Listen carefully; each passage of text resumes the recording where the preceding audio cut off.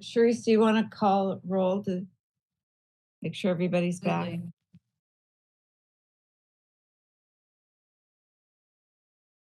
All right, Dr. Raggio, Here? Ms. Kaiser, Here. Mr. Borges, Here. Ms. Chang, Here. Ms. Dominguez, Here. Ms. Snow, Here. Dr. White, Here. and Dr. Valdez had to be called away to surgery, so we have a quorum and we are ready to go. If I had $1 every time I had that excuse.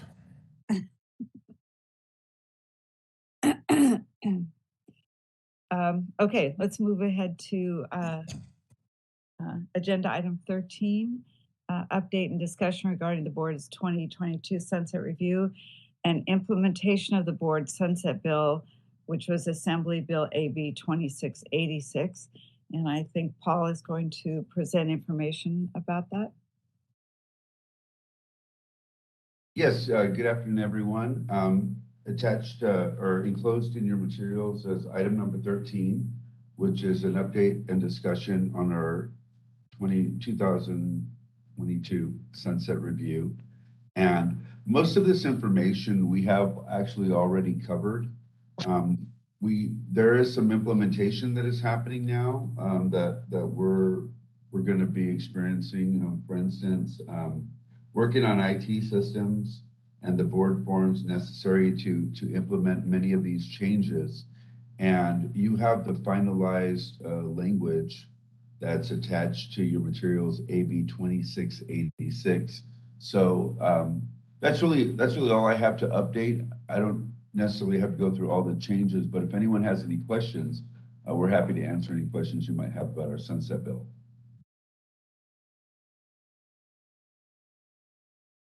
And I would just add that once we get through implementing all this and making these changes, we'll be getting ready for our next one. Pretty much how it works. Yep. I thought it was every 4 years or something. Oh, it is. It just seems like once you finally implement everything and you get like 1 year off and then you start doing the data and reporting again. And I don't know if that's just anyone else's feeling, but that's kind of what it feels like. For us, it feels like with all the overlapping years that we usually get like 1 year off because it's the implementation year and then the years of planning that lead up to it. Mm-hmm.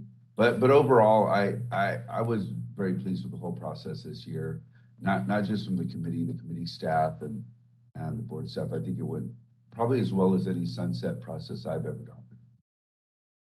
And I would just have to say, we had a lot of changes in our sunset and that we accomplished a good deal in the statutory items that we achieved. And, I think it's a really good solid basis for what we're doing in the future.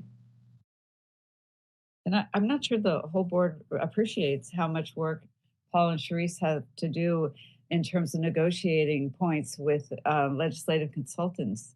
I know I was surprised to learn how much work that is for them. And it's kind of constant, ongoing until they kind of hammer out how it's going to be.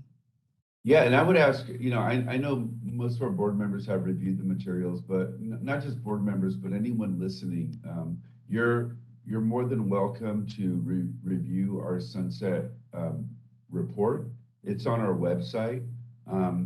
As Dr. Raggio has mentioned, there's a whole process. We have to answer. The report is based on a questionnaire that we ask and that we're asked, and it's a lot of questions, data, history, just some of the current trends, and it concludes with what the board is requesting from the Sunset Committee. And oftentimes, we've gone through processes, not just here, but in other boards where you go through a lot of work and at the end, you don't feel like you accomplished as much as you would have wanted to. And in this case, I think we accomplished quite a bit. So yes, we do go a lot. We do go through a lot in the office, our staff, and also our committee. So Dr. Raggio, Holly Kaiser, board members who contributed were all part of this. Thank you. And I would just suggest that while we did have a lot of negotiating, there was also just a lot of good learning by the committee staff to learn more about our board and to get really down into the details. which actually is really great for us to have that much investment in what we're doing, why we're doing it, and so on. It helps to have committee staff, and by this I mean the Sunset Committee staff that are not just interested in the large boards and more high-profile boards, but actually that it showed a lot of interest in our board and what we do. So that was really helpful in learning about what we do. Well, I know we owe you a debt of gratitude for managing this as smoothly as you did, getting as many things in the bill and passed and negotiated. So I know for one, I'm grateful. Is there any other board discussion about Paul's report on the Sunset Review?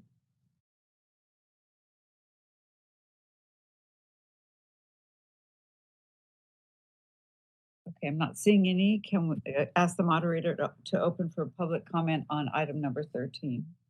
We are open for public comment on item 13. If you would like to make a comment, please type the word comment into the Q&A box in the lower right-hand corner of the screen and send that comment to all participants. Dial-in users, please dial *3 to raise your hand, and we will call on people in the order we have requests. We're going to take a few seconds now to see if we have a request for public comment.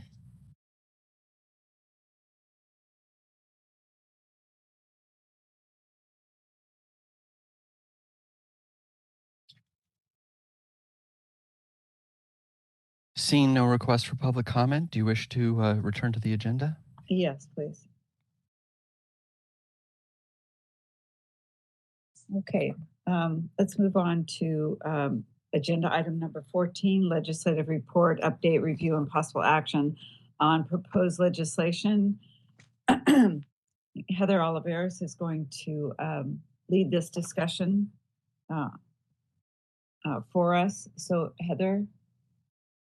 Good afternoon, board members. This is Heather Olivares, Legislation and Regulation Analyst. I prepared for you a legislative report, which serves as a wrap-up for everything that had still been pending after the last 2 years of the legislative cycle. So September 30th was the last day for the governor to sign or veto bill. We'll be having an election in a week or so, and the current legislative members will serve through November 30th of 2022, and that will be the final day of the legislative session. And the new legislative session for the next 2 years will start on December 5th, 2022, with the newly elected members being sworn in. All the bills that passed and were signed by the governor this year will become effective January 1 of 2023, unless the statute specifically stated a different date. In the ease of time, I am going to just go over the active position, the bills the board had an active position on, and give a final update on that. I also included watch bills, and I'm happy to answer any questions at the end of the report over bills with an active position or on any other watch bill. So the first bill in your report is AB 29. This bill did die in the Assembly Appropriations Committee. The board had an opposed position on the bill. This bill would have required the board to make all writings and materials for publicly noticed meetings available on the board's website and provided to any person requesting such materials in writing at least 72 hours prior to the meeting or on the same day the writings and materials are provided to board members, whichever was earlier. This bill would have also prohibited the board from discussing or acting on any items not provided in advance of the meeting as required. The next bill in the report is AB 225. This bill also died when it was not heard in the Senate Business Professions and Economic Development Committee. The board had an opposed unless amended position. This bill would have expanded current law requiring a temporary license for applicants currently licensed in another state who are married to or in a domestic partnership with an active duty member of the military currently stationed in California to also apply to applicants who are veterans within 60 months of separation or 120 months if they are also a resident of California, and active duty members with official separation orders within 90 days. The provision of the bill that what the board was concerned about would have removed current provisions that allow a temporary license to expire upon the denial of an application for a permanent license. The next bill is AB 555. This bill died when it was not heard in the Assembly Education Committee. The board had an opposed unless amended position. This bill would have authorized a local education agency or special education local plan area to retain, sell, or dispose of an assisted technology device, including hearing aids, if the market value of the device was less than $5,000. The board's concern was specifically regarding the hearing aids because the bill did not state that they needed to be fitted and sold or refitted for another student by either an dispensing audiologist or licensed hearing aid dispenser. AB 885, this bill is dead when it was not heard in the Assembly Governmental Organization Committee. The board was in support of this bill, which would have required public meetings held by teleconference to include both an audible and visual means of participation. Public meetings held by teleconference would only be required to include one location where the public may physically attend and participate. AB 1026, this bill died when it was held under submission in the Assembly Appropriations Committee. The board had a support position. This bill would have required boards to grant a 50% fee reduction for an initial license for military veterans who provide satisfactory evidence with their application, which would have been defined as a driver's license or identification card with vendor imprinted on it. The next bill is AB 1361. This bill is dead when it was held under submission in the Assembly Appropriations Committee. The board had an opposed unless amended position. This bill would have required specific actions to be taken, including engaging an early childhood mental health consultant prior to enrolling or expelling the child from a family child care home education program or preschool due to a behavior issue. The provision of the bill that the board was concerned about was it would have authorized a person with at least a master's degree in speech and language pathology to receive reimbursement for early childhood mental health consultation services. It did not state that such person needed to be licensed or have a certificate from the CTC. The next bill is AB 1662. This bill is dead. It was held under submission in the Senate Appropriations Committee. The board had an opposed position.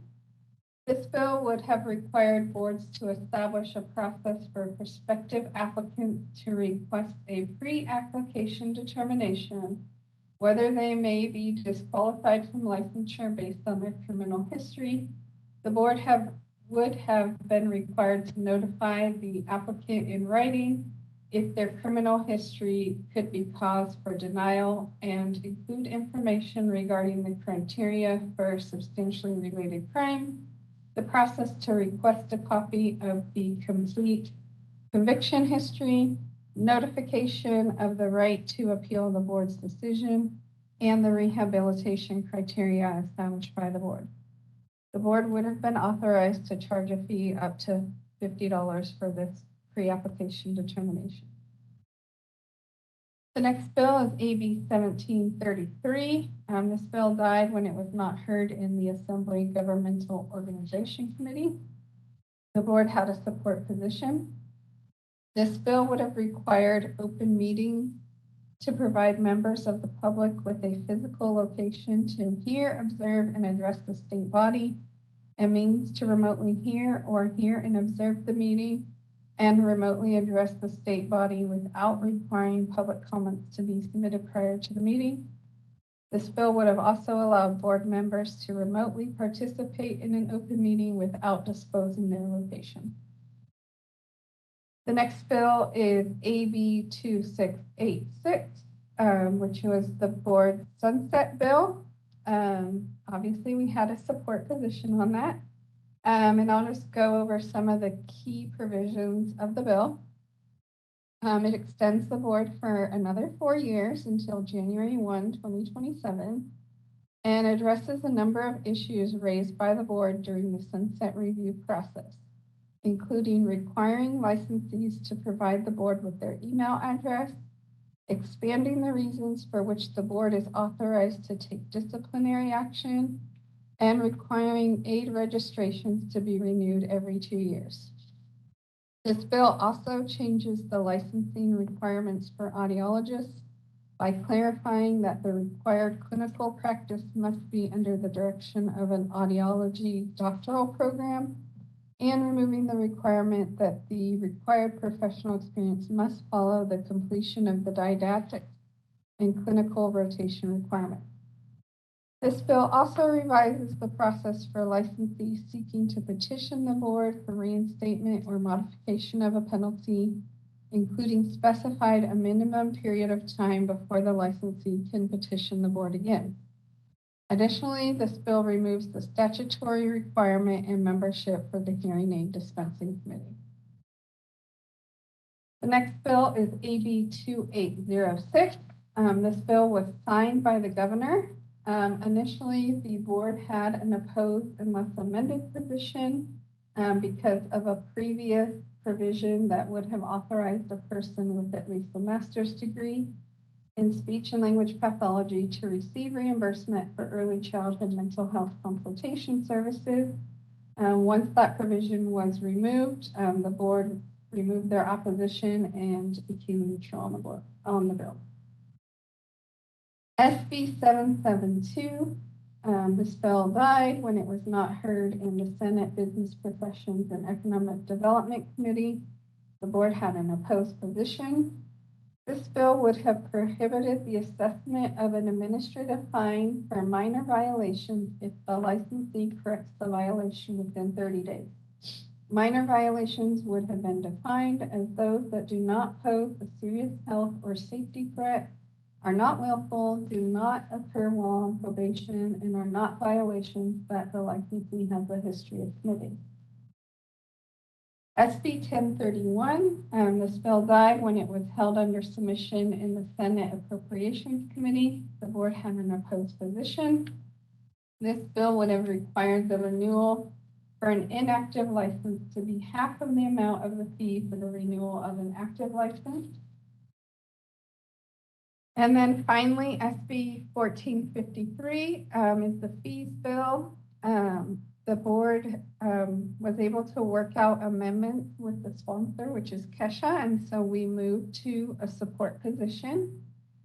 This bill allows a speech language pathologist to perform the fees procedure in primary care and specialty clinics, county medical facilities, hospitals and skilled nursing facilities, hospice facilities, and medical group practices without the presence of a physician, as long as the facility has emergency medical backup procedures, including a physician or other appropriate medical professional being readily available. This bill also removes the requirement that an ENT authorize the fees procedure and instead allows a speech language pathologist to perform the procedure upon the orders of a licensed physician. This bill prohibits the fees procedure from being performed on patients who have contraindications that would prevent the procedure from being performed safely.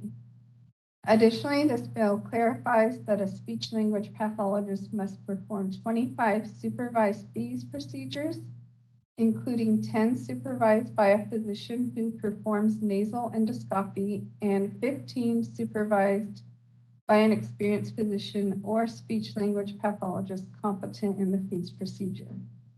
The speech language pathologist must obtain written verification from one ENT that they performed these 25 procedures and are competent to perform these procedures. So that is all of the bills that we took a position on over the past 2 years. And then, like I mentioned, I included any watch bills, so I'm happy to take questions on any of the bills in the report.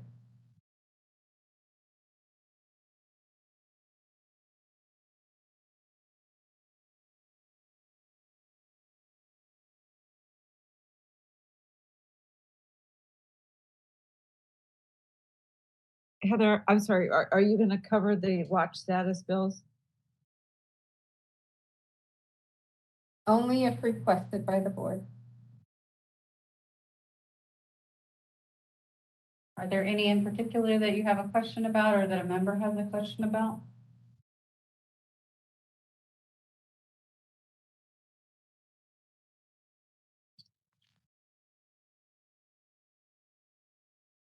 Not really. Is there any other board questions or board discussion about any of the bills? Just a general comment. When the bill is dead, it could still be revived later on, right, at the next session?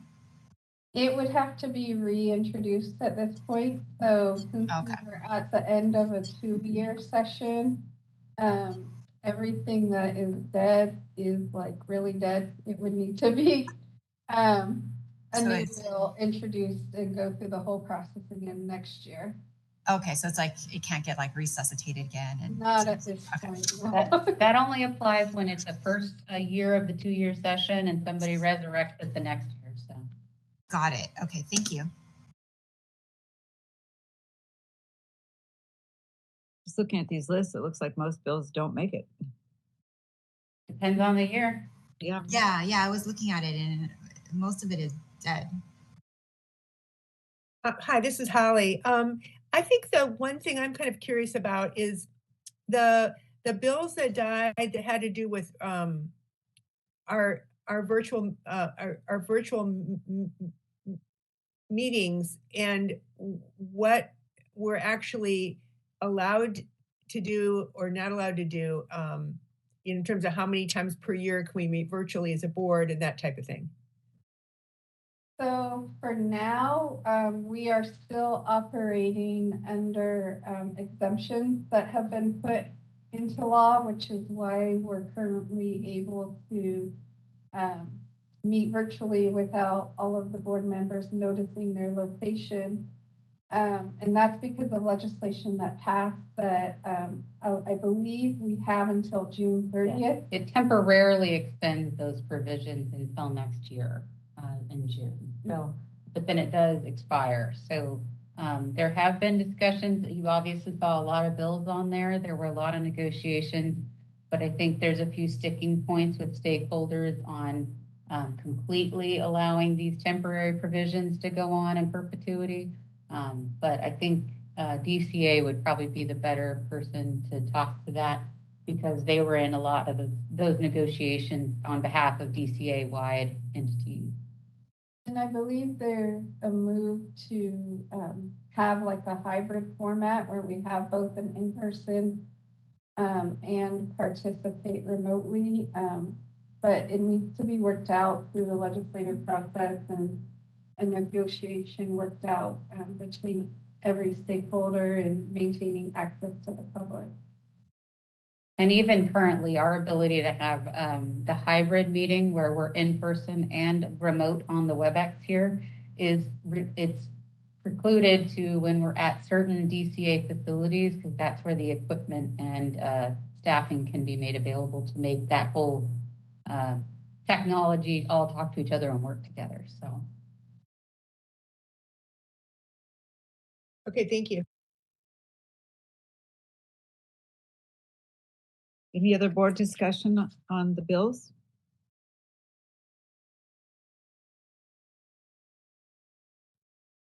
Seeing none, let's ask the moderator to open for public comment on them.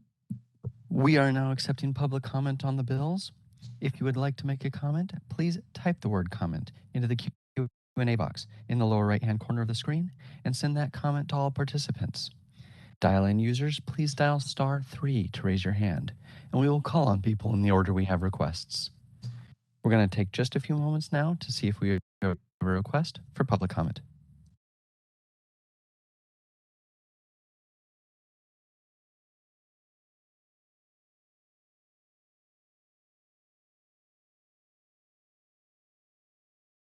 Seeing no request for public comment, do you wish to return to the agenda? Yes, please.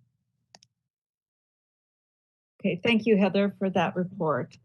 Let's move on to agenda item 15, discussion and possible action to adopt omnibus legislative proposal regarding gender pronouns in business and profession codes, of which there are many you can see on the agenda.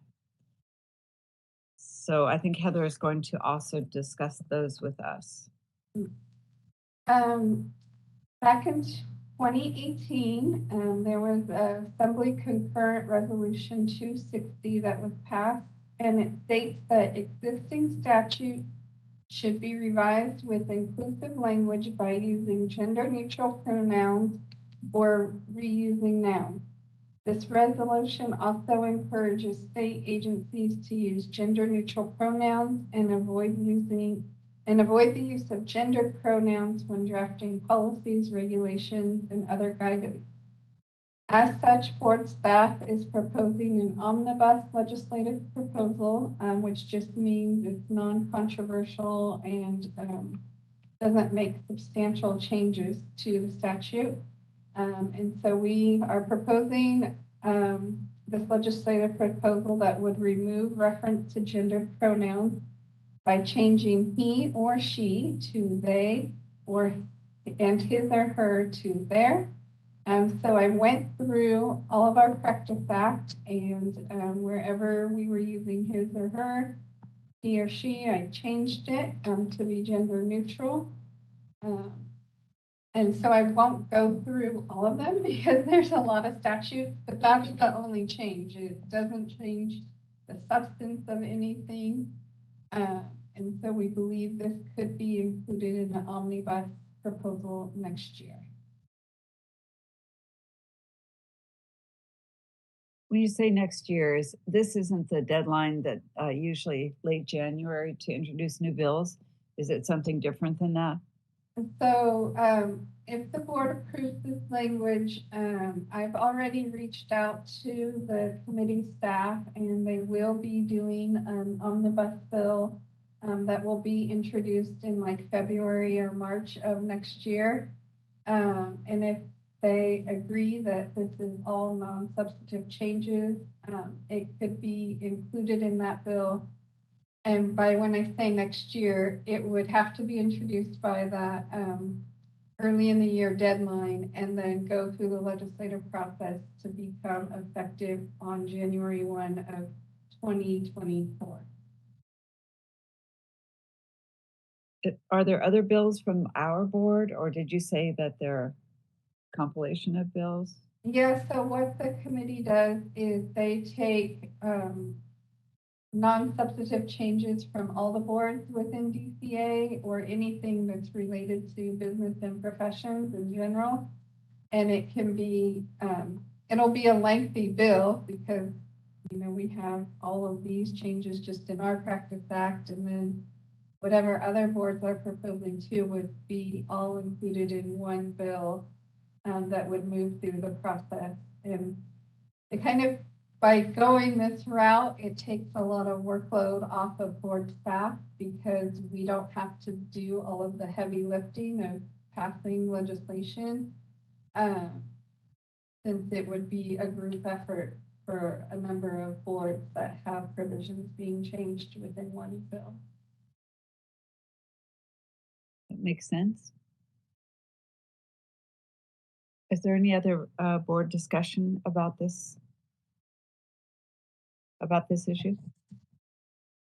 I hope you got a bonus for having to go through each one of those little things, Heather. Man, that must have been fun. It didn't take as long as I anticipated because I just pretty much was reading through it, and then I said, oh, there's a his, there's a her, strike it out, change it.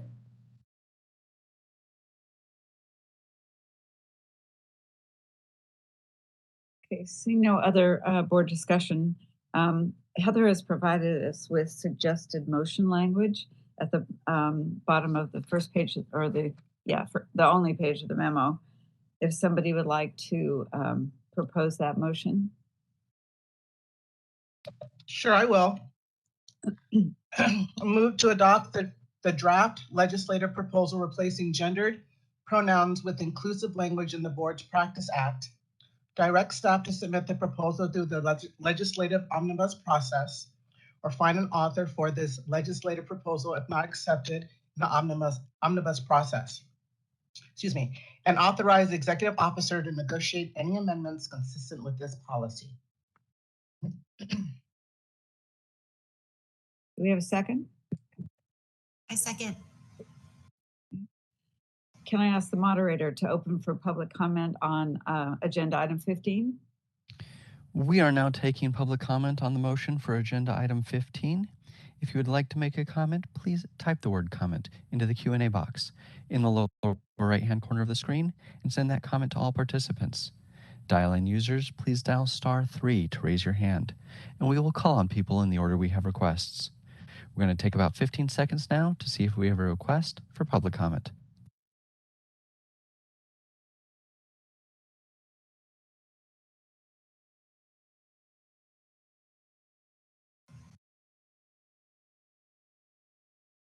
Seeing no request for public comment, do you wish to return to the motion? Yes, please.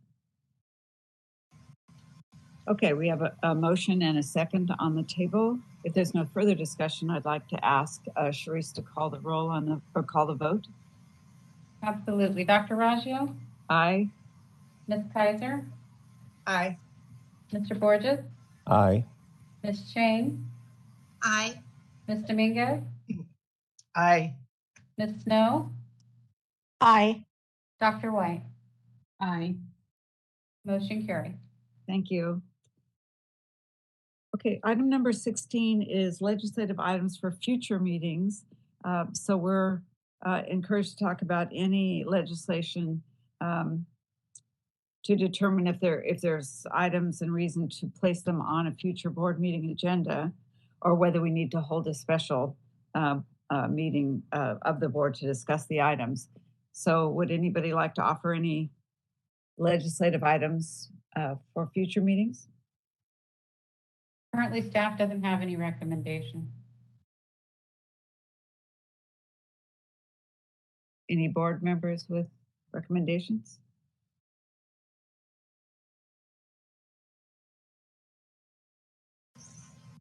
Seeing none so far.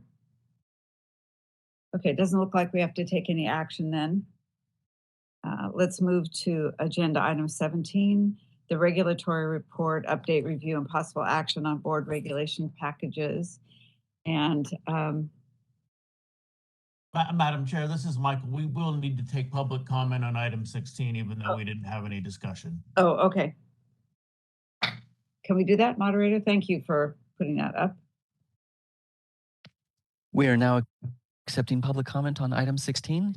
If you would like to make a suggestion, please type the word comment into the Q&A box in the lower right-hand corner of the screen and send that comment to all participants.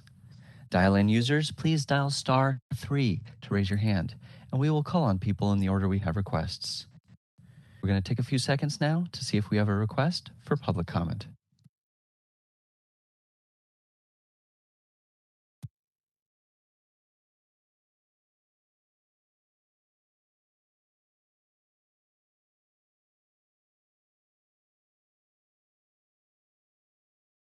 Seeing no request for public comment, do you wish to return to the agenda?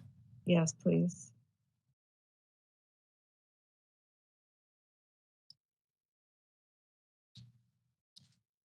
I'm missing a page here, just a second.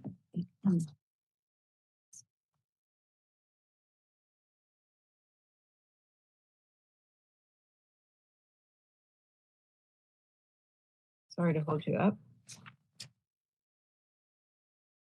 Okay, we're going to move to agenda item 17, regulatory report, update, review, and possible action on board regulation packages. I believe Maria Lorenzo is going to lead us in this discussion. Thank you, Dr. Raggio. The first item on the regulatory report is the SLIPA supervision requirements.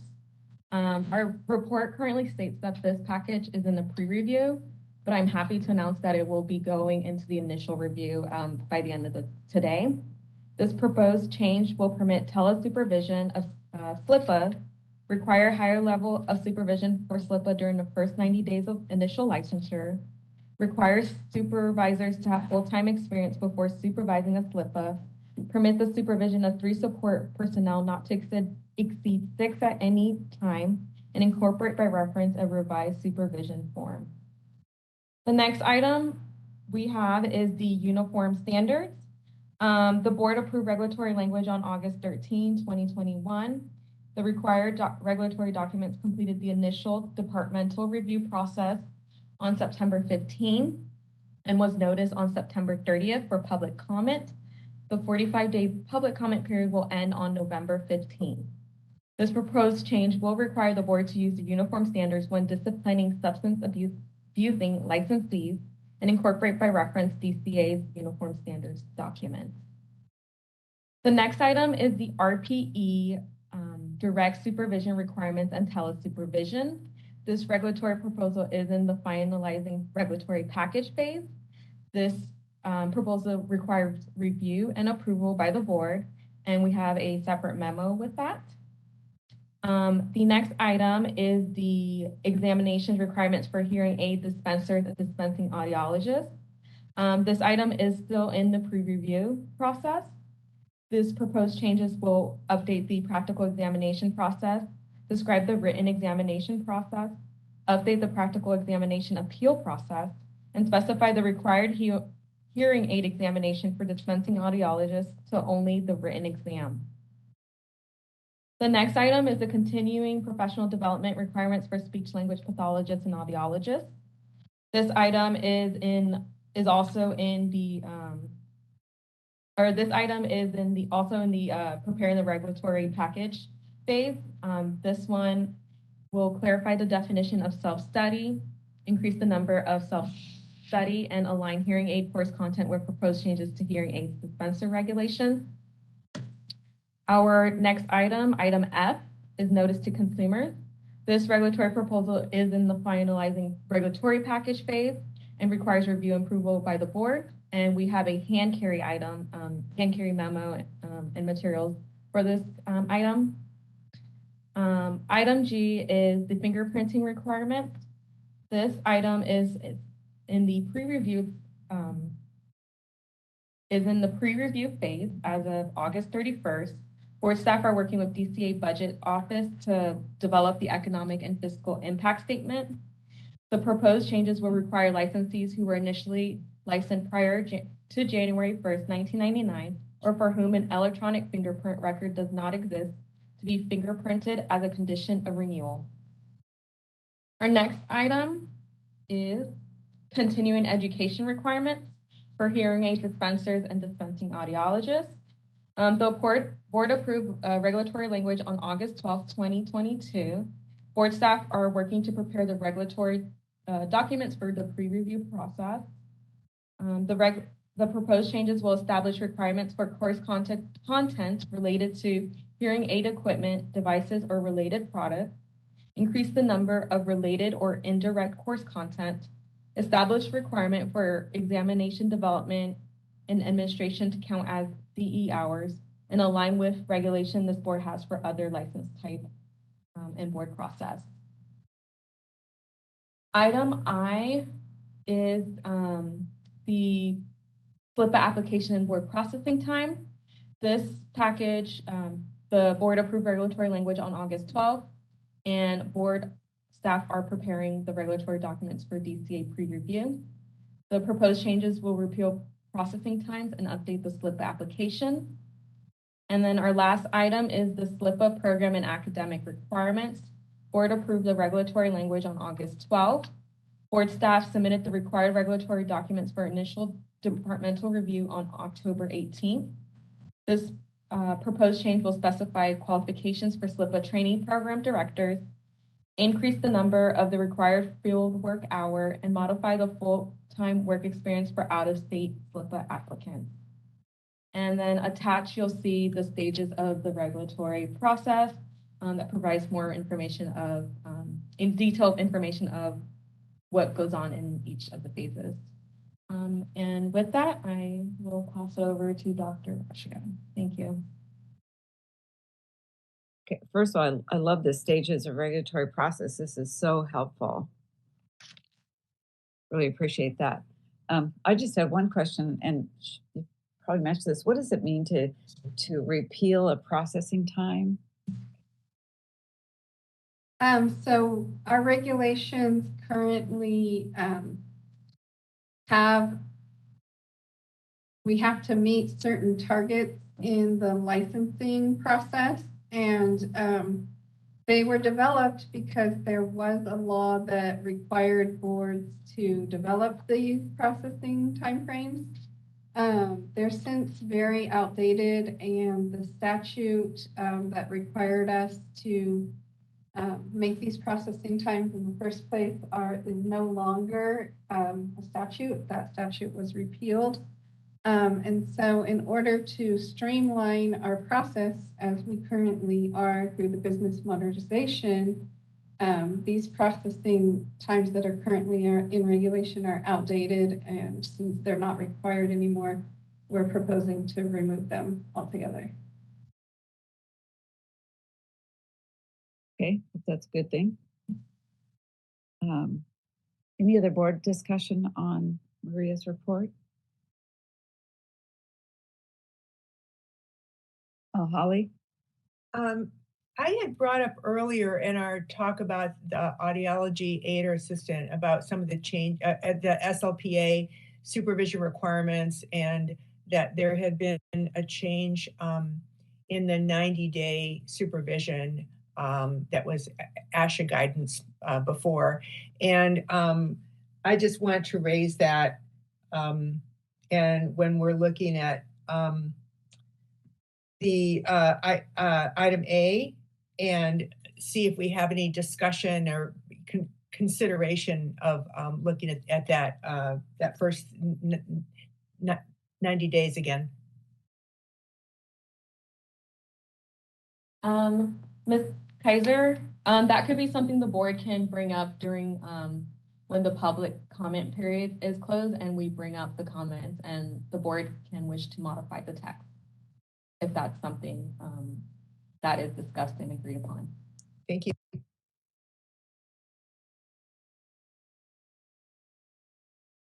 Any other board discussion?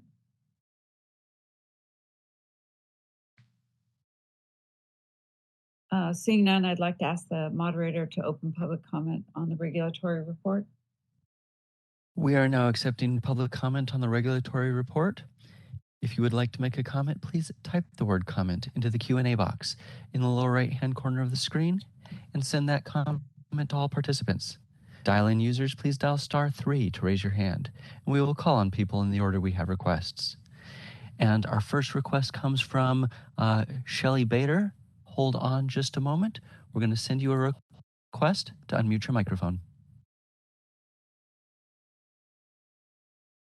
You hear me? Yes, go ahead, please. Okay, hi everyone. I'm Shelley Bader, and I'm a speech-language pathologist, and I have been for 40 years. And but for the last 15 years, I have been very involved in, among many things, the supervision of SLPAs. And so that's what I want to talk about, kind of along the lines of what Holly just mentioned. I started the SLPA program at Los Angeles Unified School District and recognize how valuable they are to our profession as support for the consumers we serve. In fact, because of the shortage that has been in place for so long, they are vital to our profession.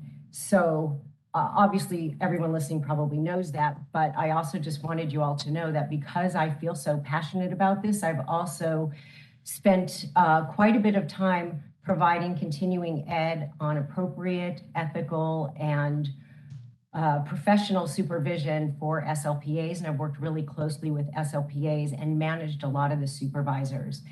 And with all that being said, I have been very, very supportive of this change that the board is putting forth to put in place some more strict, for lack of a better term, guidelines and requirements for supervision of SLPAs.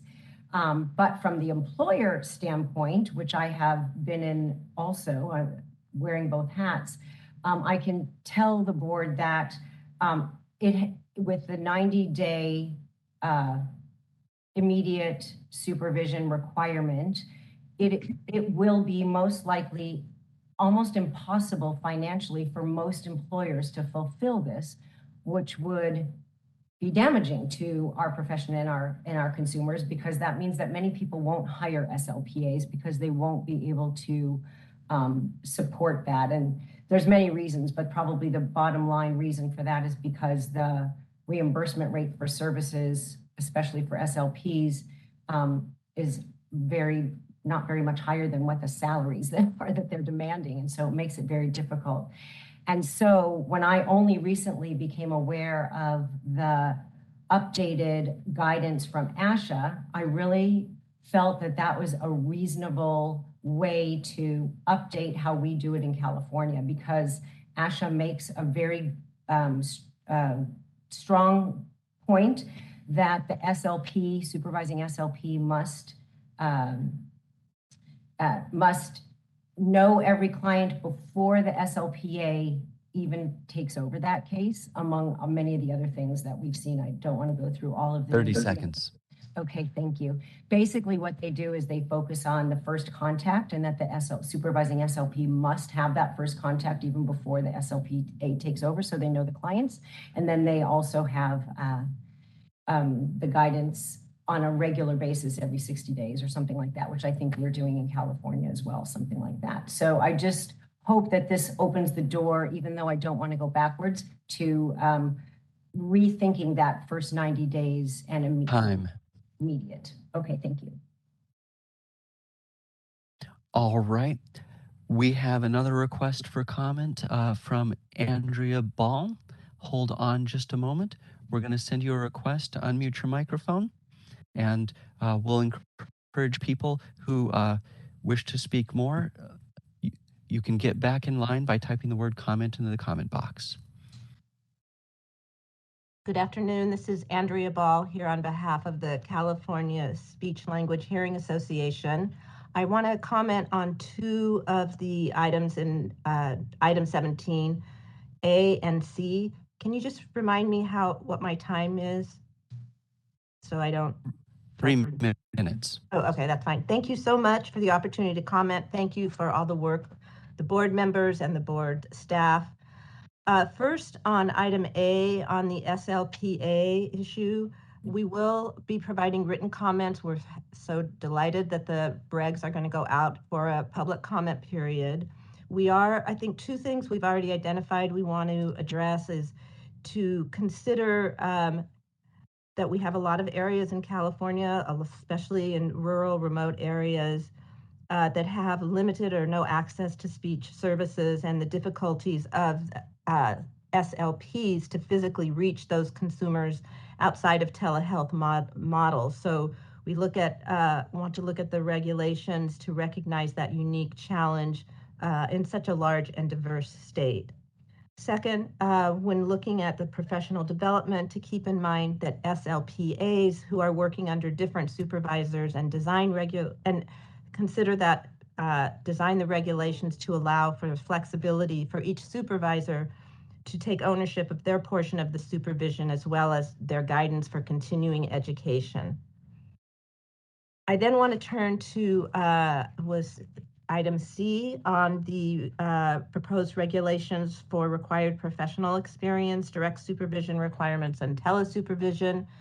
Thank you for the suggested revisions to the regs, and we know they're going out for another comment period, and we will provide written comments. Again, want to thank the board and the board staff for talking to folks and taking into account, I think, some of the changes that recognize remote people working remotely are incorporated into these proposed changes. So we thank you for that. As we said in our letter, on the package before you, before the changes. We are happy to see that those regs moving forward, and think they will support access to services. And also, there are some definitions around direct supervision and telesupervision in these regulations that we think are going to be very helpful to the field. And I think we at CASHA look forward to working with 30 you seconds. to make sure, I think, communicating what is in the regs, what is required to the field, to the public, is important, and we stand ready to assist in that process. So thank you again for your time. Thank you. And our next request, someone wrote a comment. Nicole wrote, "Dear California Speech Language Pathology Audiology Hearing Aid Dispenser Board, my colleagues and I are requesting that the board change the current policy for telesupervision and allow supervision via the telepractice model for speech language pathology assistants in California. We feel that the telepractice model is equally as effective as the in-person model for assessments, therapy sessions, consultations, attending EIP meetings, and the supervision of RPE participants in speech language pathology, A''S. Nicole, we're going to give you an opportunity to unmute and speak if you wish. If you don't wish, raise your hand and lower it, please.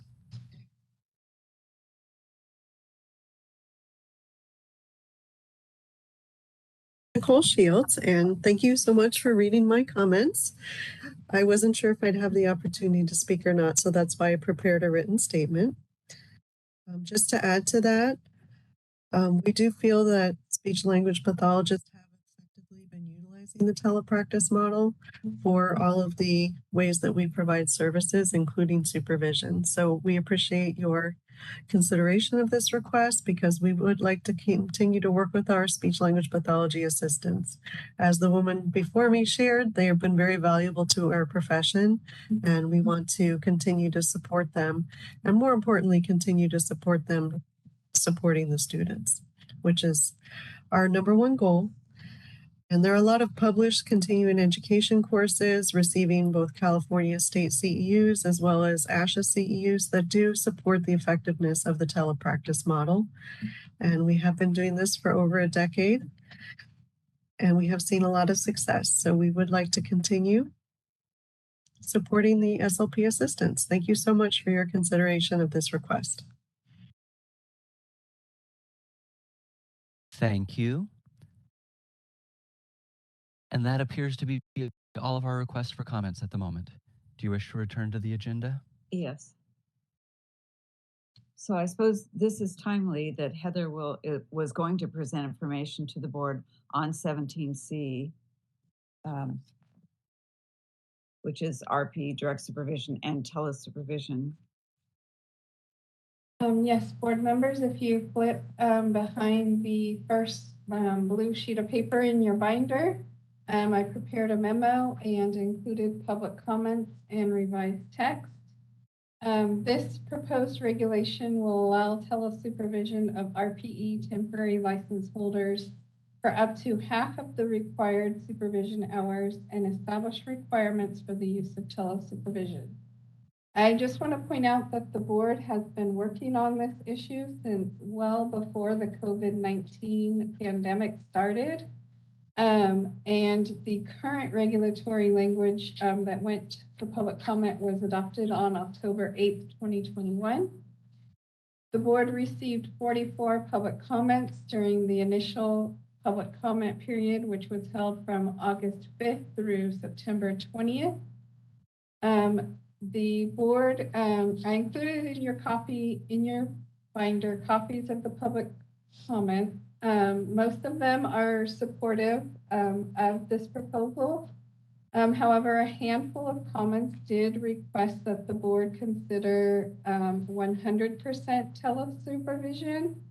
And some of them pointed out in specified situations, such as during public health emergencies, to allow 100% telesupervision. for RPEs and supervisors that are working in telehealth companies, or when telehealth is the model of service that is provided, to allow 100% telesupervision in those situations. But I have all the comments in there for you to look through. We are proposing to make some changes based on the public comments received, and also allow the board to consider if they want to make any other policy changes based on the comments received. Any changes will require an additional 15-day public comment period. So in order to meet the OAL deadline, which is 1 year to get the final regulatory text and documents turned into OAL, if the board wishes to do any other changes to the regulatory text, we should do them at this time in order to still meet that deadline. I will go over the summary of the changes that are included in highlighted text in the updated language I included. The first one is section 1399.153.3 C1B. We're proposing to amend that to allow either the RPE supervisor or RPE temporary license holder to document verbal or written consent in the patient's record.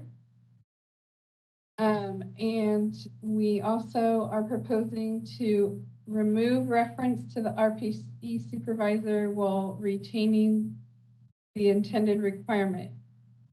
This came up because we received a public comment asking if the RPE can document patient consent. And we were thinking that in the new model of telehealth that is being used, it may be that the RPE temporary licensee is actually the one in person with the patient.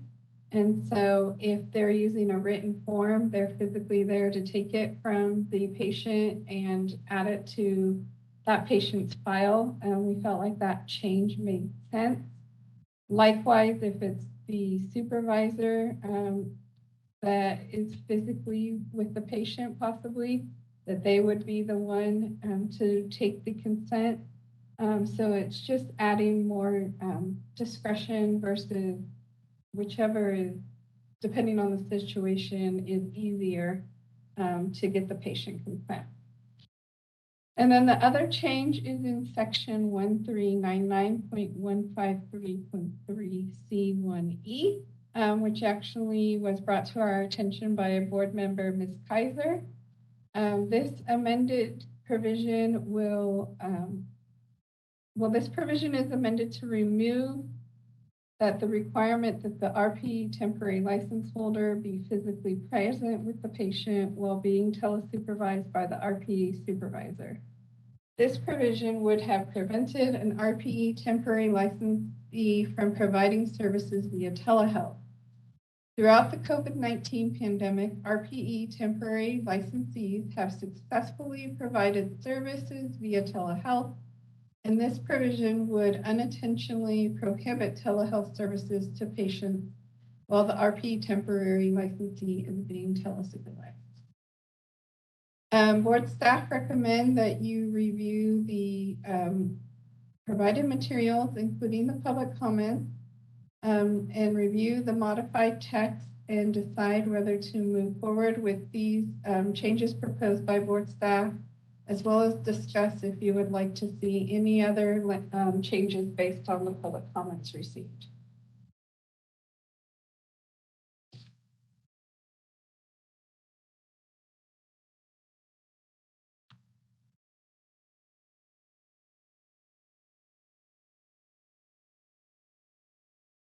Would anyone like to make changes to the modified regulatory text as currently drafted?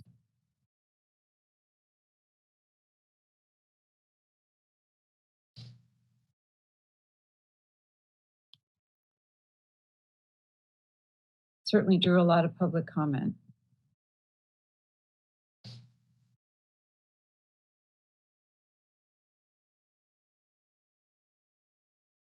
Not seeing any. Oh, Yeah. sorry. Go ahead. That's all right. I'd say I don't see any problem with the changes as drafted, but I'd love to hear from a couple of our Yeah, speech and language folks. I don't either. I did want to respond to one of the public comments that mentioned that they could not tell from the language, can a CFY RPE document that the patient agreed to the telesupervision or the supervisor has to do the documentation. So I think that was answered in the presentation today. I think there was maybe only one other person that was advocating for 100% telesupervision that was allowed for the RPEs and the SLPAs. Hi, my comments are, well, as Heather said, I was the person that actually brought up the second modification she talked about, so I'm very satisfied with that. I have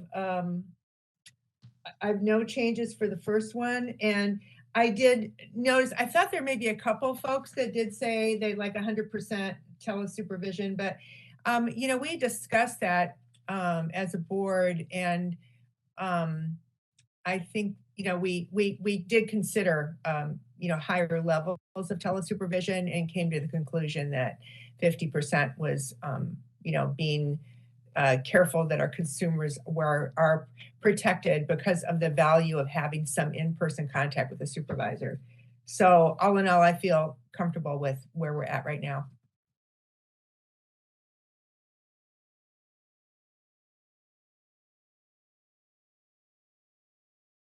Any other board comment? So seeing none, Heather has provided us with suggested motion language. If someone would like to make that motion. I'm happy to make the motion. Okay. This is Holly. I move to approve the proposed modified regulatory text for sections 1399.153 and 1399.153.3 and direct staff to take all steps necessary to notice the modified regulatory text and make any non-substantive changes to the regulatory package. If no adverse comments are received during the 15-day comment period, authorize the executive officer to take all steps necessary to complete the rulemaking and adopt the proposed regulations as noticed. I second. Okay, can we open this item up for public comment? We are now accepting public comment on the motion. If you would like to make a comment, please type the word comment into the Q&A box in the lower right-hand corner of the screen and send that comment to all participants. Dial-in users, please dial *3 to raise your hand, and we will call on people in the order we have requests. Our first request comes from Nicole, and she emphasized, I am requesting 100% telesupervision. Nicole, we're going to give you an opportunity to unmute and say your piece.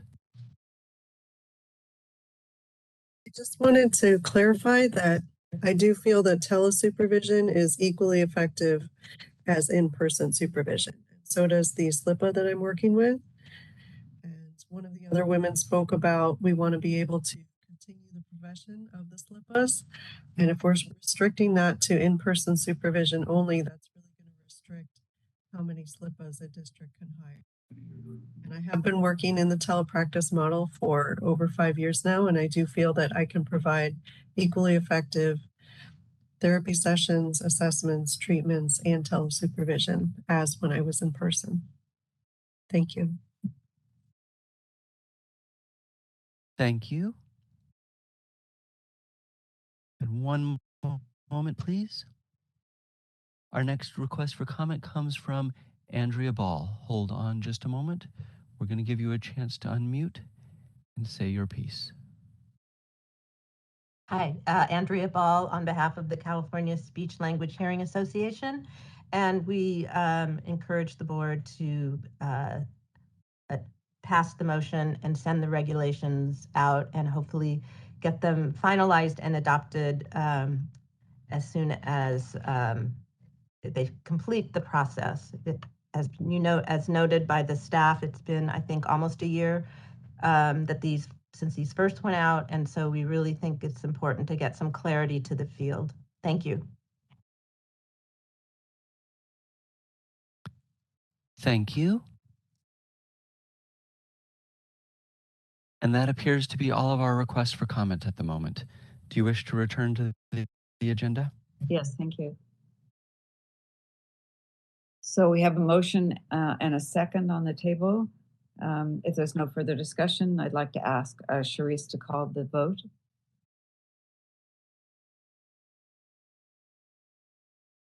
Absolutely. Dr. Raggio, Aye. Ms. Pfizer, Aye. Mr. Borges, Aye. Ms. Chang, Aye. Ms. Dominguez, Aye. Ms. Snow, Aye. Dr. White. Aye. Motion carried. Okay, I believe that Maria was going to provide us with a little additional information on item 17F. Yes, Dr. Raggio. 17F is the notice to consumers. Regulations which will require licensees to provide notice that they are licensed and regulated by this board. This regulatory package did complete its public notice on Wednesday. And so we wanted to bring it back to the board to review the public comment. Board staff is not proposing changes to the proposed regulatory text to accommodate the comments, but we are proposing changes to reduce the font size to one of the methods, which will require a 15-day comment period. And so currently the font size for one of the notice method is 48, and we're proposing to reduce it to 36. And then this is a hand carry item, so we do have it on review. And the reason why we're reducing, when we drafted the regulations, we just did what most other boards and bureaus did, which was the 48. But unfortunately, our board name is very long. And so when we attempted to create the sign ourselves, we noticed that it was, for some of the licensees, it didn't fit. So we found that 36 was a reasonable size. We also have in the attachment some draft versions of what that would look like at 36 for the public to see. But with that, I'll hand it over to you. We do have suggested motion language if the board wish to make the changes were recommended or any other changes.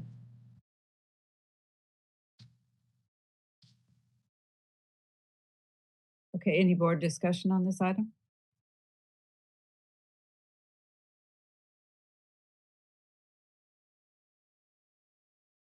Okay, seeing none. As Maria mentioned, there is suggested motion language on page 2 of 2 of the memo. If somebody would like to make that motion.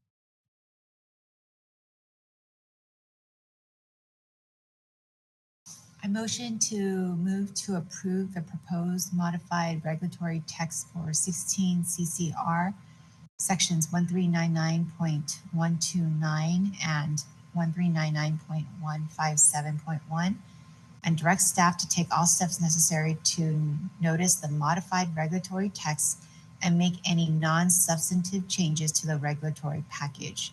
If no adverse comments are received during the 15-day comment period, authorize the executive officer to take all steps necessary to complete the rulemaking and adopt the proposed regulations as noticed.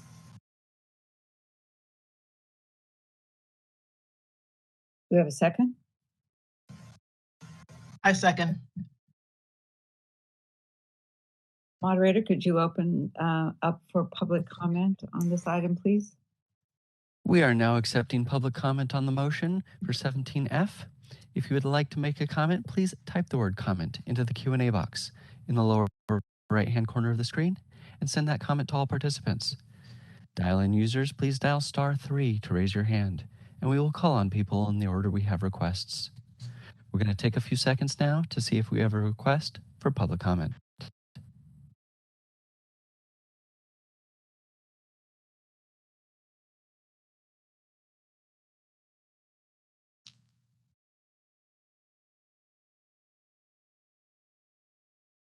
Seeing no request for public comment, do you wish to return to the motion? Yes, please. If there isn't any further board discussion, I'd like to ask Therese to call the vote. Absolutely. Dr. Raggio, Aye. Ms. Kaiser, Aye. Mr. Borges, Aye. Ms. Chang, Aye.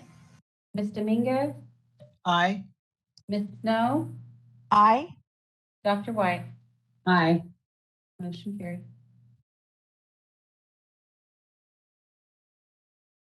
Okay, let's move to agenda item 18, discussion and possible action to revise the board's administrative procedure manual. And I believe Sharice Burns is going to lead this discussion. Yes. So in the August meeting, we went ahead and looked at some of the different issues and items to be updated inside of the board administrative manual.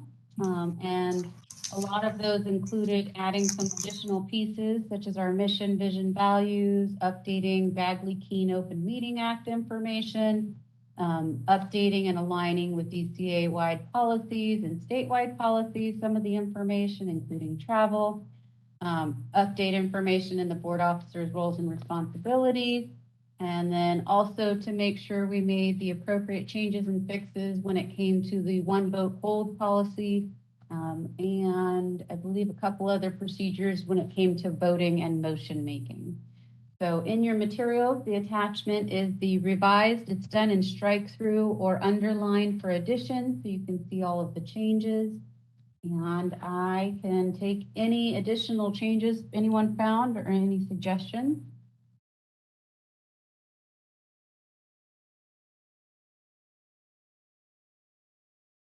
But in your materials is all of the changes we've made so far.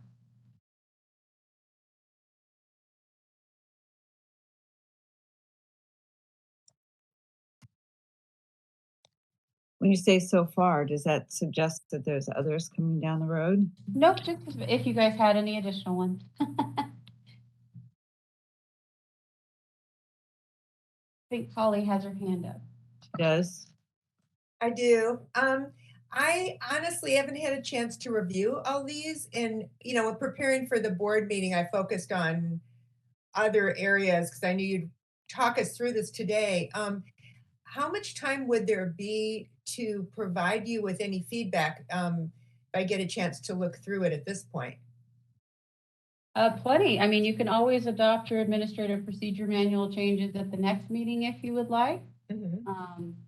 The other option is to update and revise it annually if there's a need to do so. If you like, I could go page by page. I just worry it might take a lot longer in the afternoon. I'm happy to look at it on my own personally. I don't know how the others feel, but that's good to know that there isn't like a strict timeline, and I can get back back to you. So. Absolutely not. And we can also, if it's we can always move to approve it with any non-substantive changes that we might find, because there's always a typo somehow somewhere, right? Sure. So if you find a typo, we could fix that too. Or if everybody feels like they need a little more time, because we did have quite a few hand carries this time, we could always have this out and then review it and approve it at our early 2023 meeting. Fully up to the purview of the board. Sharice? Yeah.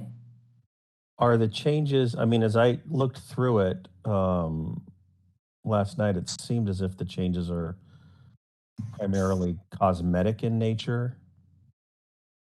There's a lot that are. I think there's a few that aren't. When it comes to Open Meeting Act items, or I think we also got some legal input in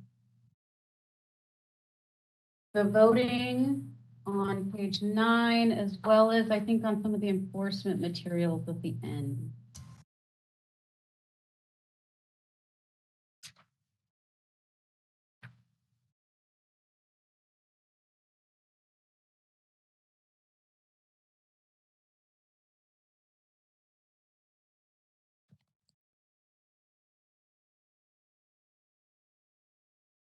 Would we like to consider tabling it for now and bringing it back in the spring so you guys have a little bit more time? You know, the one thing is one of the things I noticed is you were talking about the voting on page 9, item 7, where it talks about, how to vote. Members may also vote to abstain, meaning a non-vote. No vote will be recorded for a member who has been recused. A vote will not be recorded, as it says no vote. Does that mean a vote of no, or no vote is actually recorded? You see what I mean? That is a great question. I assumed we do it as a no vote, as in quotes, like it's a no. Or sorry, I'm sorry. It's more of a A non-vote. it's a non-vote, so that you notice you'd have ayes, noes, abstain, and recusal. Right. But I would have to ask our wonderful legal counsel if Okay. that. I'm just thinking language like a vote will not be recorded, as opposed to saying no vote will be recorded. This is Michael. I think that's an appropriate change. When a member recuses him or herself, it's almost as if they are just not present at the meeting, period.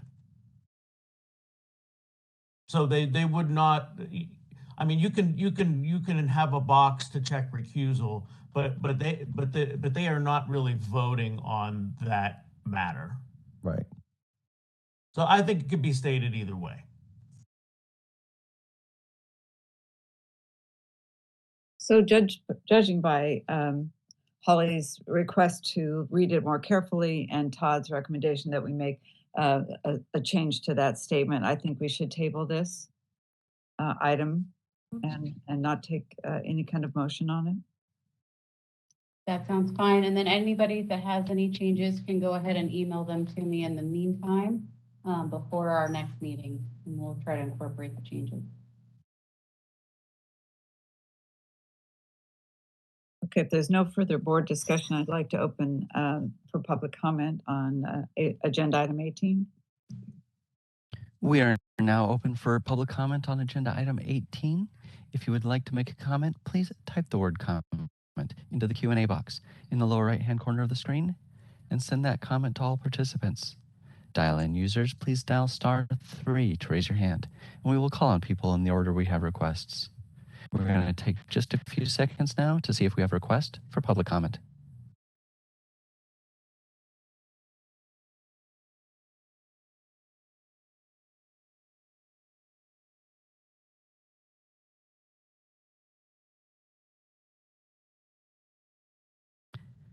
Seeing no request for comment, would you like to return to the agenda? Yes, please.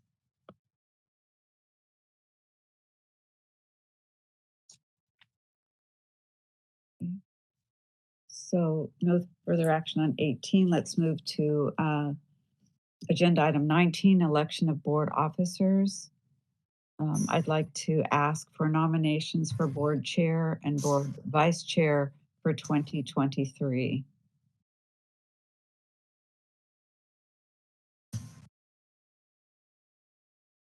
Holly? Yes, I would like to nominate Dr. Marcia Raggio for board chair.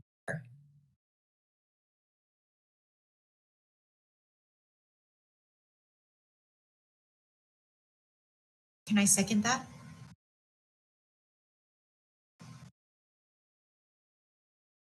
Maybe. Okay. I second. Any other nominations for a vice chair?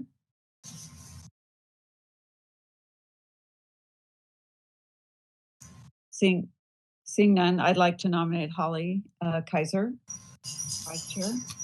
I second that.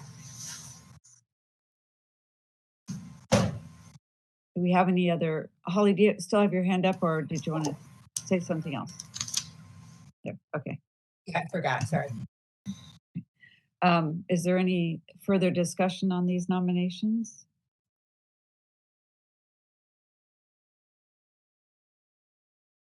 Okay, seeing none, we can take a vote because there's only one nomination per seat.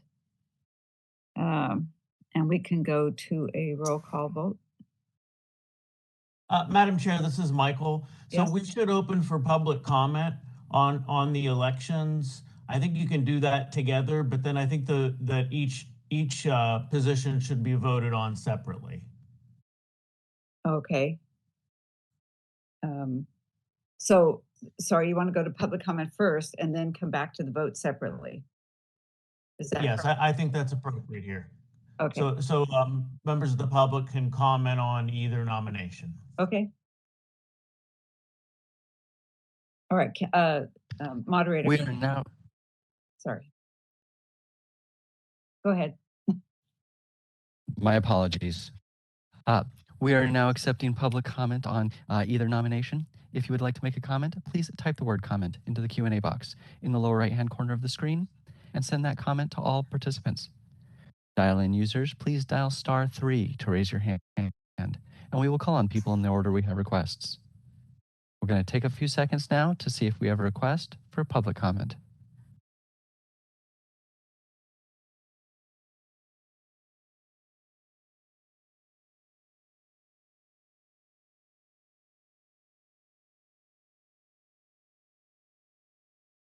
Seeing no request for public comment, do you wish to return to the vote? Yes, please. Okay, and it looks like we need to take a vote on each position. So can we, Charisse, can you call the vote for the board chair nomination? For the nomination of Dr. Raggio as board chair, Dr. Raggio? That's so weird. Aye. Ms. Kaiser? Aye. Mr. Borges? Aye. Ms. Chang? Aye. Ms. Dominguez? Aye. Ms. Snow? Aye. Dr. White? Aye. Motion carried. Now we need another vote for the nomination of the board vice chair. And the motion was to nominate Ms. Kaiser for the role of vice chair. Dr. Raggio? Aye. Ms. Kaiser? Aye. Mr. Borges?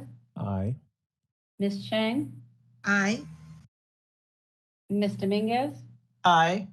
Ms. Snow? Aye. Dr. White? Aye. The motion carried.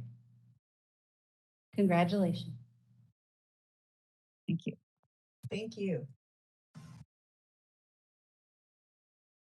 Okay, moving on to agenda item 20, future agenda items and potential dates for board meetings in 2023. We are going to be asking board members for dates that they can attend our quarterly board meetings. I think Charisse, so do we go to public comment now?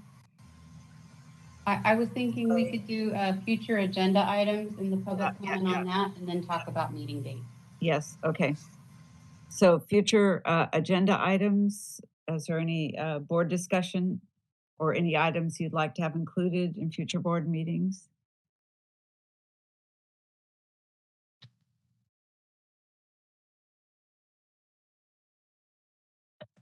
Oh, Holly? I'm not sure if we've already addressed this, so excuse me if we have, but you know, our discussion about the SOPA supervision requirements, and whether we want to look at that again. Oh. Do you mean outside of the fact that we'll be looking at them again after the 45-day public comment period, or? Well, that's what I'm wondering about. We know we talked about the fact that we have the 90-day initial days of increased supervision, and that we have information now that ASHA has changed their guidelines, and whether we want to address that before this goes further. I'm just not sure if the process for that, so that we have more discussion about it. Are you suggesting that we do that at another stage? I'm just not sure. Well, I would suggest you Going out for public comment would include comments based on the fact that ASHA has changed their guidance and that we would Okay. want to talk about it after that fact. Okay, Just because it would already delay the telesupervision even further if we go kind of back to the drawing board and then address it and then go back out for public comment. I understand that concern. I just wasn't sure how it can be addressed, but so that is something that if public has a chance to comment on that, that still could be changed later. That could be modified. Absolutely. Yeah, The yeah, public comment process for the 45 days, at that point, once we receive all the public comments, including any comments from the board members, we'll address those public comments at a board meeting, make any changes like we did to the RPE, and then we would go out for additional days. Okay, So that, it's I mean, that another- sounds fine to me. I wasn't sure if this was, you know, that level of, you know, that being able to make that change through public comment. That sounds fine to me.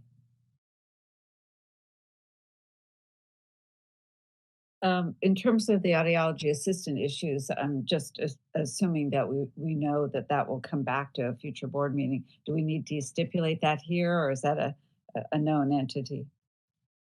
I wouldn't think so until you're ready to bring it back to the board because it's been referred over to the practice committee. So until the practice committee is ready again to bring it back to the board. But we'll have it on one of our ongoing issues lists that we'll have going. Yeah, I guess that's what I'm asking. Gotcha. It'll be on that list. Are there any other future agenda items that the board would like to address or to list?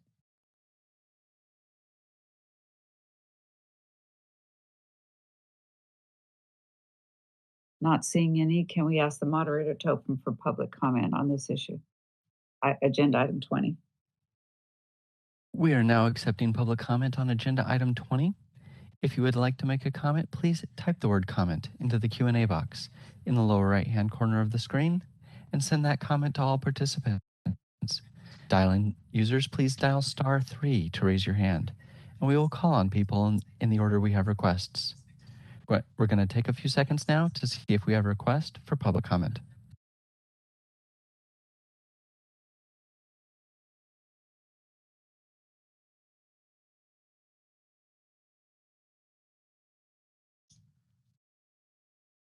Seeing no request for public comment, do you wish to return to the agenda?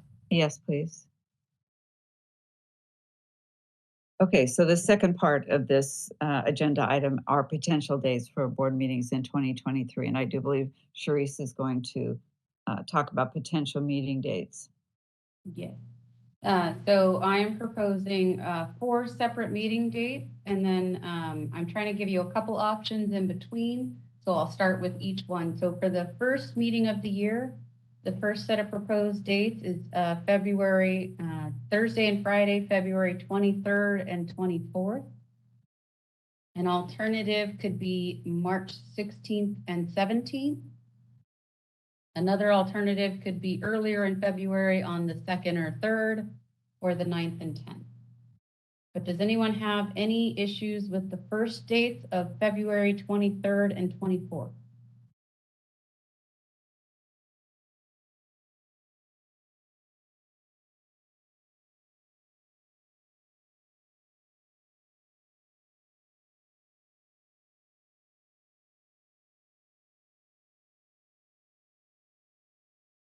Not seeing any. For the second meeting date, I'm looking at dates in May and in April. And the first date I'm looking at is Thursday and Friday, May 18th and 19th. An alternative being May 11th and 12th. And the other alternative being April 13th and 14th, or April 27th and 28th.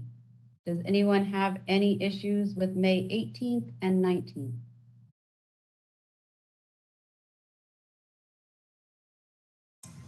This is Karen. It hasn't been decided, but I might be out of town on May 8th, like internationally out of town on 18th and 19th. Okay. Let's cross that out then. Would the week before May 11th and 12th work for everyone? This is Michael. I have another board meeting on the 11th. Okay. That Well, would what be dates good. did you have in April? I have April 13th and 14th, or April 27th and 28th. I think April 27th and 28th would have worked for me. Does anyone else have a conflict with the 27th and 28th? Can you just give me a second to check my calendar real quick for something? Yeah, thank you. And just so everyone knows, I've looked at all the association conferences and holidays to mark out those other weeks. Yeah, that's April is fine with me too. 13th and 14th. I think Karen was hoping the 27th and 28th. Would that also 27th. work? Yeah. Yes. Sorry, that's fine. Okay. Go with that one. For the third meeting of the year, we're looking towards the end of August on Thursday, the 24th and Friday, the 25th. Secondary options being September and being the 7th and 8th or 14th and 15th. Does anyone have a conflict with August 24th and 25th? I have to look something up real quick.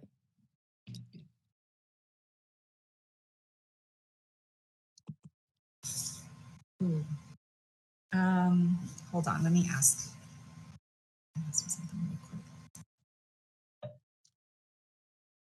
What was the other option? August would probably be a challenge for me, the 24th and 25th. How about September 7th and 8th or September 14th and 15th? Oh, you know, it's Rosh Hashanah on September 15th, so that's not such a good day for me. Sure. Yeah. And September 8th is CAA. Yeah. August 24th and 25th might be a little bit difficult for me. My husband's going to be out, so I don't have childcare. I thought CAA was 28th through the 30th. I just added it to my calendar. I just saw the announcement, 8th, 9th. I'll go on the website real quick again and check, but I just added it last week. What's the earlier date in August? We have the 24th or 25th. We could look at the 17th or 18th if that's easier for Gilda as well. I think that would be okay. 17th and 18th. Karen? 17th and 18th works better. This is Michael. I have another board meeting on the 17th. Okay. Sorry. Okay, I'll figure something out on the 24th and 25th.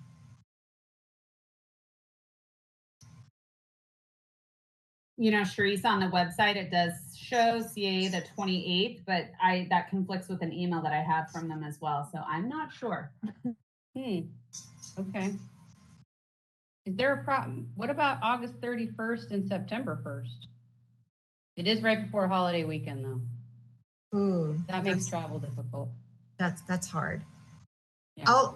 I can do 24th and 25th. That's fine. I'll find a way. Okay. Would it be easiest if that's a remote meeting? That would help me out a lot. Yeah, that would be helpful. Okay, let's plan on August 24th and 25th being a remote meeting.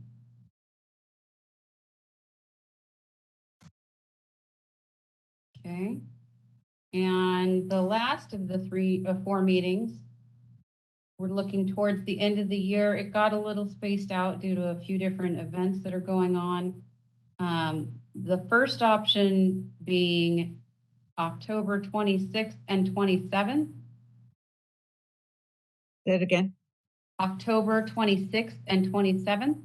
I'd really rather not work on my birthday again. Aw. Oh, I'm sorry. Okay, well, let's scratch. Happy birthday. But happy birthday. Yeah. Yeah, when's your birthday? It was yesterday. Yesterday? Happy birthday. Happy birthday. Oh, Happy birthday, Todd. Fail on my part, not knowing. we would have sung to you. Yeah. Well, we were going to make lemonade out of lemons and go to San Diego for the weekend, but Paul messed that up. Todd, did you get the teddy bear we sent you too? I blame the San Diego hotels for being so non-responsive. All right, how about November 2nd and 3rd?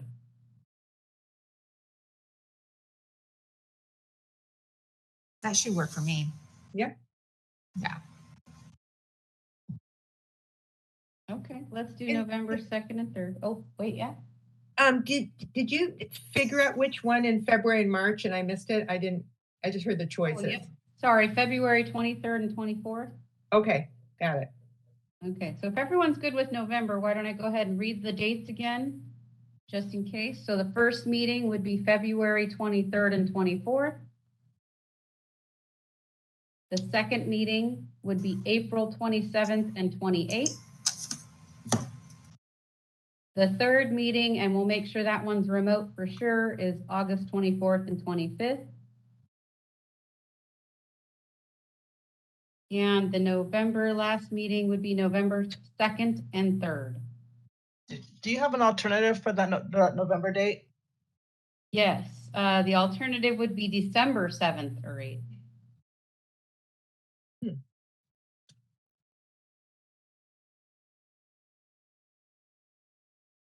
Any preference?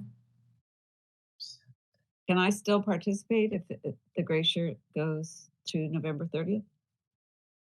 I believe your grace period would end January 1 of 24. So okay. I think you're okay.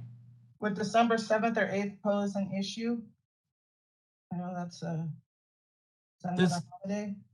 This is Michael. I have actually I have two board meetings, so I currently have a conflict on the 7th and the 8th. Oh, okay. That's a long separation too between August 24th and December. My other option to give you was the weekend after Thanksgiving, which was November 30th and December 1st. Is that any better? I could do that. That's the weekend directly after Thanksgiving. So Thanksgiving is that Thursday. Mm-hmm. And then the following week. It'd be the week after Thanksgiving, yeah. Okay, that works. I could do that. Does everyone? Yeah. Okay, so everyone wants November 30th and December 1st. Yep. Okay. All right, so one more time. First meeting, February 23rd and 24th. Second meeting, April 27th and 28th. Third meeting, August 24th and 25th. That one will be remote. It may have different rules, so we may have to have you all at ADA accessible locations, but we'll get on it. And the last meeting, November 30th through December 1st. Okay. And then the one thing I would point out is we will try to do 2 that are completely remote next year, I think. That would be a good way to do that. One of which will be in Sacramento at headquarters, which will allow us to do the WebEx and hybrid meetings. So we'll be in person and available via WebEx. We will try to do one meeting at a Southern California location. And I think due to what we experienced with the hotels this time, we'd like to look into doing a school this time, preferably one with a program that teaches the professions that we license, but we'll try to start that a lot earlier in order to get that accomplished so that we'd be hosted by a school and then just have to contract for audiovisual support and hotel rooms. I think that would alleviate the Yeah, that's one possibility. the significant costs that hotels were quoting, and then they're kind of a lot of new staff that really don't understand state contracting policy, and that was a really big burden on top of the fact that most of them were non-responsive. So hopefully that will help us now. You could definitely have it. I know the hotel's situation is not very pleasant, but you could definitely have it at Mount Sac again. I think it'll be free for them.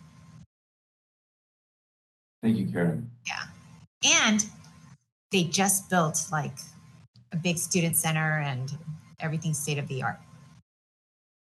Awesome. So. And there's a hotel circle nearby, north up in the West Covina area. That's true.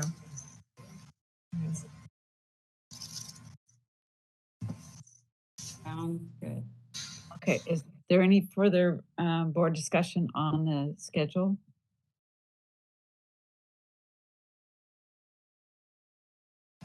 So it does ask for a motion on these dates. Is that correct?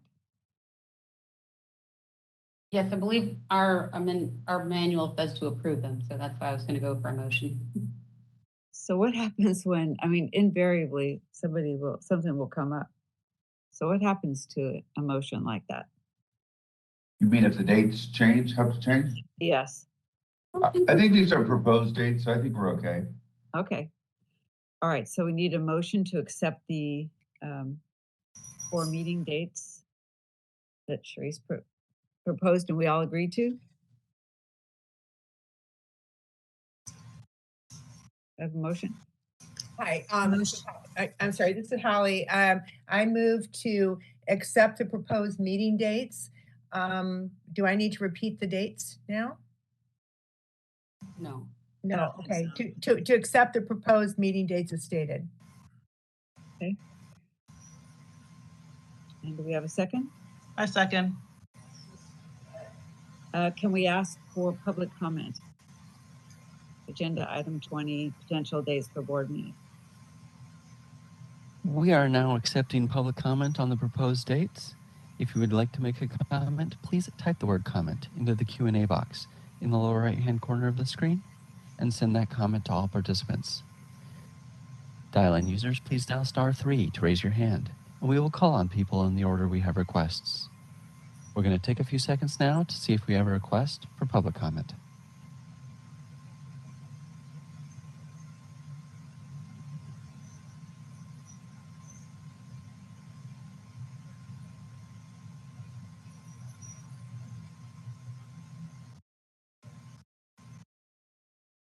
Seeing no request for public comment, do you wish to return to the motion?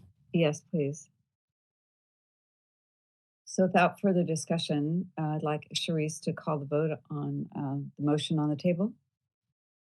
Dr. Raggio? Aye. Ms. Kaiser? Aye. Mr. Borges? Aye. Ms. Chang? Aye. Ms. Dominguez? Aye. Ms. Snow? Aye. Dr. White? Aye. And we have accepted the meeting date. So before we move on to our closed session or adjourn our open session, I would like to thank Heather and Maria for all the work that they did to put together the legislative and regulatory information that was in the board book. That's yeoman's work, and we really appreciate it. It's so helpful. And all other board staff who participated, and I'm sure there are many who contributed to all the work that you do. So I would like to ask the moderator to remove all participants except board members and Sharice, and thank the moderator as well for all the work you did today. Thank you, everyone. Good talking to you, and we'll talk again soon. This is Michael, your legal counsel. Just for the public notice, the meeting will be adjourned after closed session, and that will not